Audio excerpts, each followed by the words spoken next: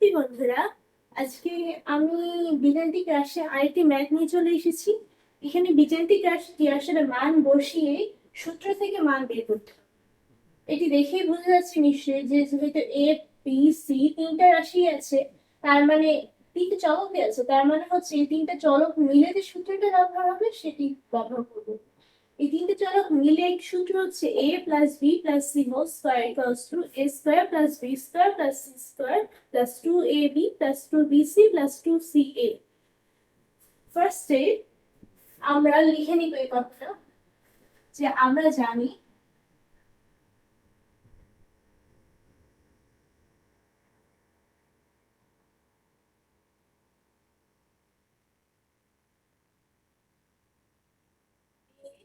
Plus B plus C whole square equals to a square plus B square plus C square plus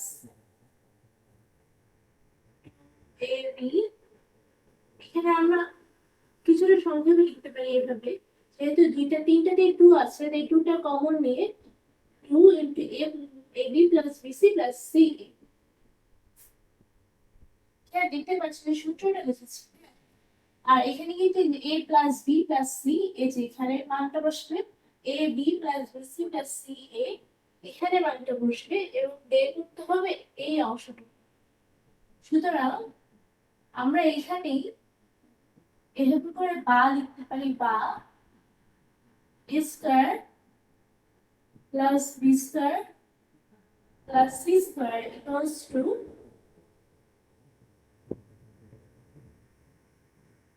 a plus B plus C whole square. এটা সাথে এই অংশটুকু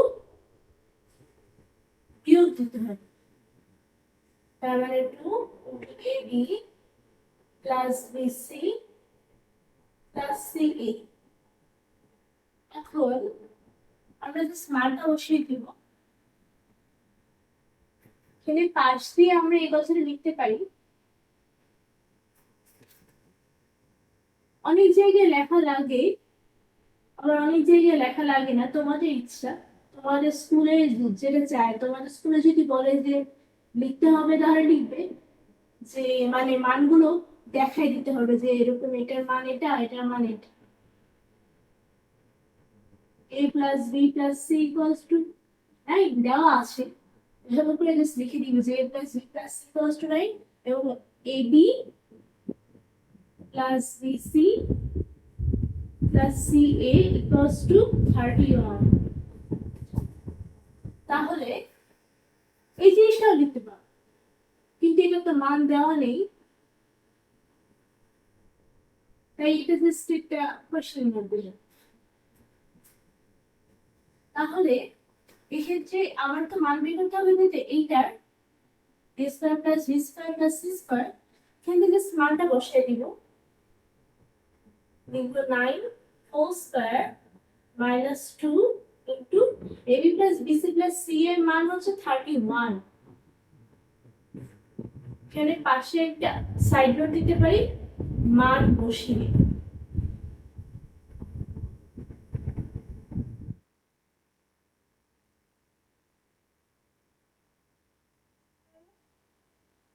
One minus 62 equals to 19.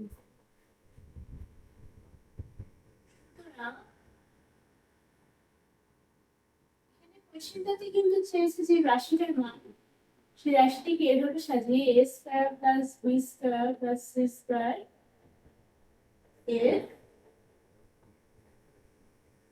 সুন্দর করে সাজিয়ে লিখছি, যে একেবারে পরীক্ষায় যেভাবে লেখা যে এর নির্ণয় মান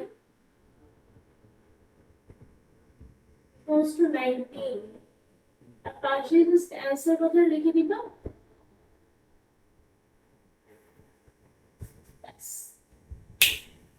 দেখতে পাচ্ছ যে আমরা খুব সহজে একটি মান বের করার পদ্ধতি বের করেছি।